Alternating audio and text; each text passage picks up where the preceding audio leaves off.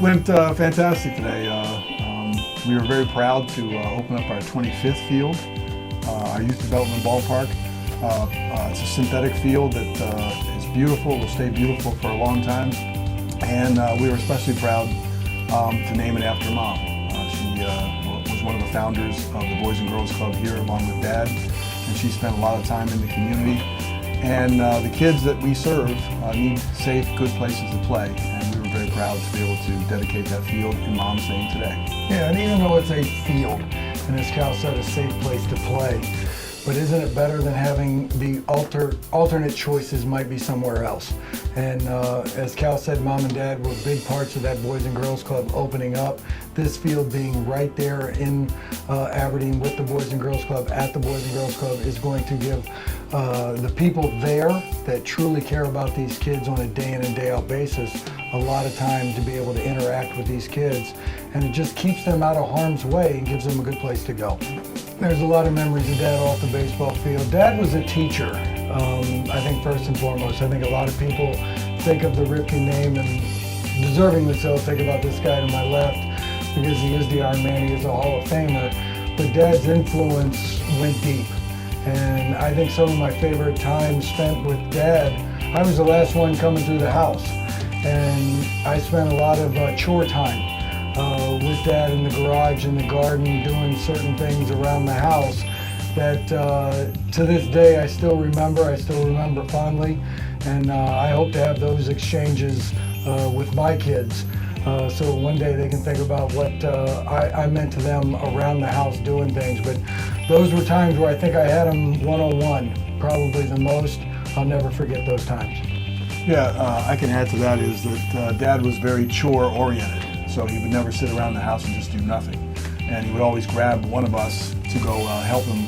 And I remember sorting nuts and bolts when it rained outside and putting them in baby jars and anchoring them up onto the pegboard. I remember edging the driveway. We had a driveway that went up all the way to the back hill with a string and a dull hatchet where you'd sit on your knees and actually hatchet that. I remember taking rocks out of his garden with a reinforced wagon, an old wagon that we had when we were kids. And all those things, Dad was very enterprising about how to do things, and we always got the job done. So it was special time with Dad. It was Dad's way to interact with us. I will add one other thing to that. I love to go to clinics or with Dad to the ballpark because it was my time to be in the car with him by myself. Billy was 4 years younger than me, and so he had a chance to have Dad through all those things by himself, but I shared Dad with the other two brothers in the house, and so my time with Dad sometimes was I had to pick things that I knew that my brothers didn't want to go to, and so I would say yes, only to spend time with Dad in the car. If I can add one more thing too, think about trimming that driveway with the hatchet. You go all the way up, you're sitting there going, come on man, you're killing me. And you get all the way down the other side, and what did he do? Do you remember what he said when it was all said and done? Now take a minute, look back and see the job you did, right? Doesn't it look good? Doesn't look good. Made you proud. Dad played for Earl Weaver in the minor leagues, and Earl was a catcher, Dad was a catcher. Really cut from the same mold, if you will. And I think in the baseball sense, when Dad went away to play, got injured as a player, became a player manager and then a manager, I think he looked to Earl for a lot of those things, and I think Earl was very influential on him. Yeah, the whole Oriole organization really shaped him. He got hurt in the minor leagues and wasn't able to fulfill his dream as a player, and so he was offered a managing job right at that point. So the whole Oriole organization sort of shaped him into being the teacher and the manager that he was. Dad lost his dad, I think, when he was 10. And so his brothers were older than him, much older, and out of the house when that happened. So Dad had to become, the man of the house at 10 years old in some ways. So I think the cool part about Dad was, and that's why he's so much of a doer, is that he had tasks to do and he had things to do. He had jobs he had to go work at. He had to help his mom in the house. So I don't know whether Dad had one particular mentor. It was almost like he had to create a lot of people that would, a network of people that would help him, and he was really, really good at doing that. Well, the answer real quick is yes, we gave her a hard time. And I don't think we'll be able to figure out tonight who gave her more of a hard time. I think the four of us, Ellie, Cal, Fred, and myself, we did our fair share. And probably you could almost throw a 25% on each one of us at any given time. I think we were a typical family growing up. I really do. And the thing about Mom that's probably the coolest, Dad was away a lot when we were in those years of being able to give her a hard time. And she was the mom and the dad at home. And I think the two of us tested her to a certain point, and when we saw something triggered, we also knew when to pull it back because Mom was going to lay down some fury that we didn't necessarily want, but we did give her a hard time. Yeah, I remember pulling back is because if she made the statement, okay, that's it, I'm telling your father, that's when we knew we were in trouble. But Mom reacted to us real well. We were a loving family, we were a fighting family, we did everything together. And Mom had to be the person that mediated all that. And she had a great temperament and disposition for it. She's very calm most of the time, but there were times when we took her to a point of, at least I regret doing it. Yeah. You were always the smoothest though. Like you learned from the older kids, and by the time you came along, you knew which buttons to push, and I think we wore her down a little bit, so you got away with a little bit more than we did. Yeah, maybe. I remember one of Dad's crab beef / oyster roast. Going to the lumber yard, and at the time, Mama had a Buick Regal, and we went over to this backwards barn area that was in the neighborhood that Dad stored a lot of his stuff, and loaded in 4x8 sheets of plywood, 4 of them. So it was going to end up being a 32-foot table. And Dad had this nice idea of saying, well, Bill, you sit on them in the trunk. There's a car, trunk, and you anchor them down while we drive the, 4 or 5 football fields distance to the house. Cal already mentioned our driveway was on a slope. So Dad pulled up the alley. He's going to back down the driveway, and I'm sitting in the trunk on these 4 sheets of plywood, and they decided to telescope out, and I rode the 4x8 sheet of plywood all the way down the driveway, down to the garage where we were going to set up the crab feast tables. Now, Dad thought it was funny. I'm not so sure at the time Mom thought it was that funny. I actually enjoyed a pretty decent ride, but some of the things that we did when we were out and about and doing our household chores ended up being somewhat comical and probably somewhat dangerous that we couldn't do today, but I'll still take them.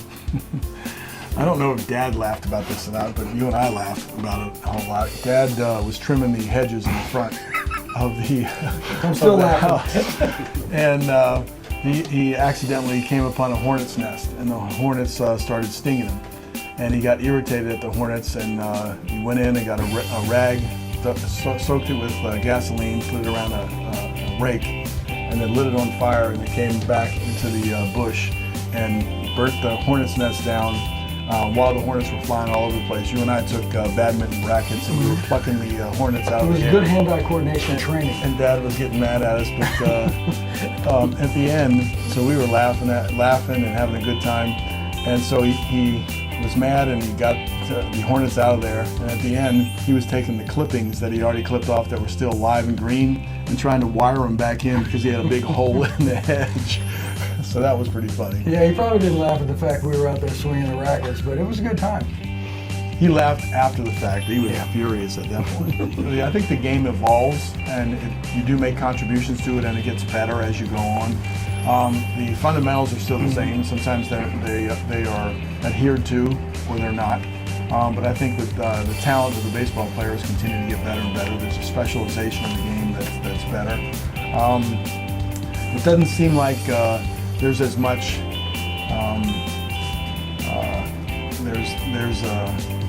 It doesn't seem like when we used to refer to going out and trying to meet the challenges and being a gamer each and every day.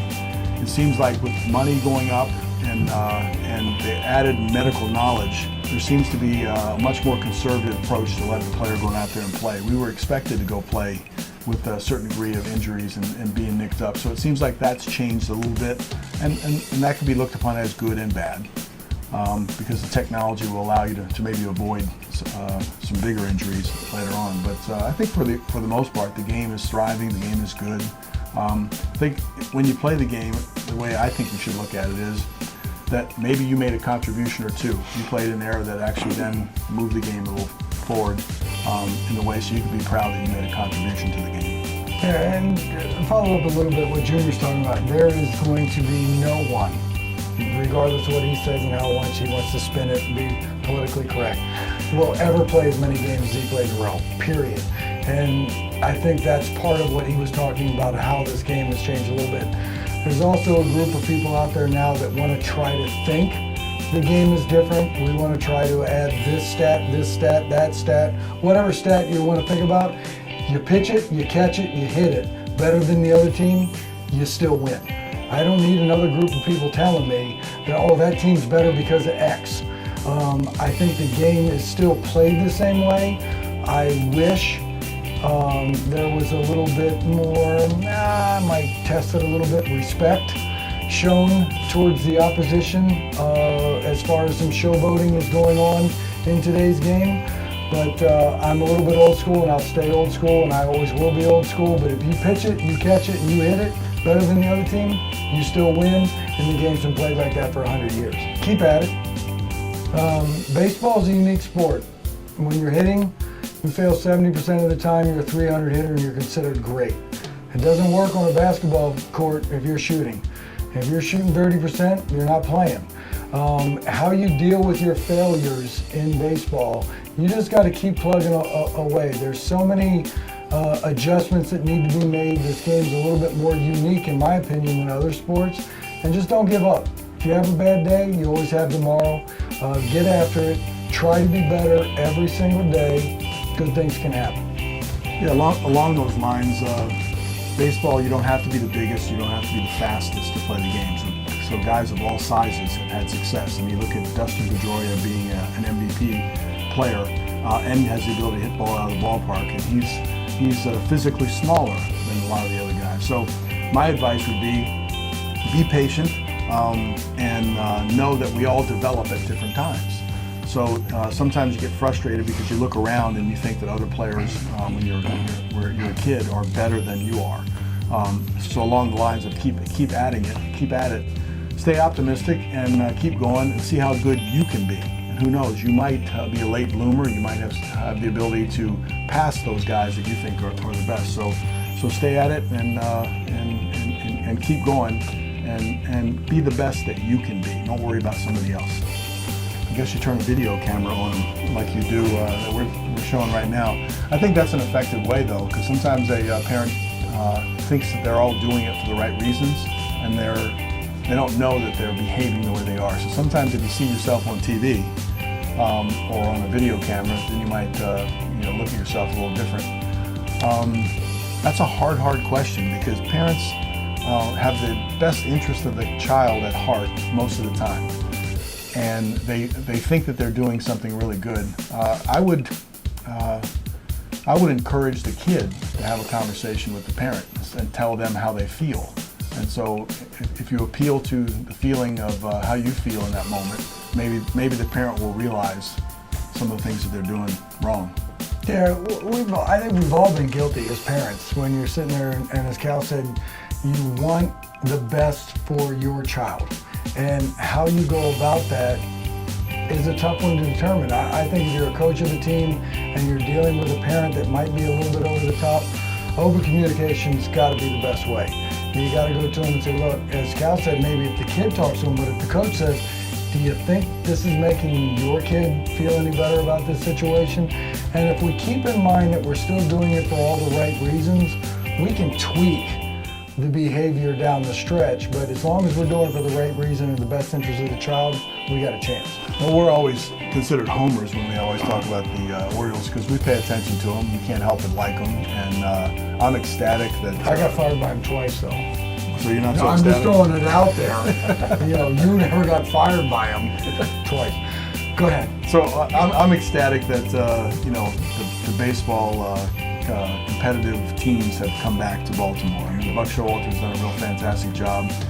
He knows baseball. He's developed a little bit more depth in his team this year.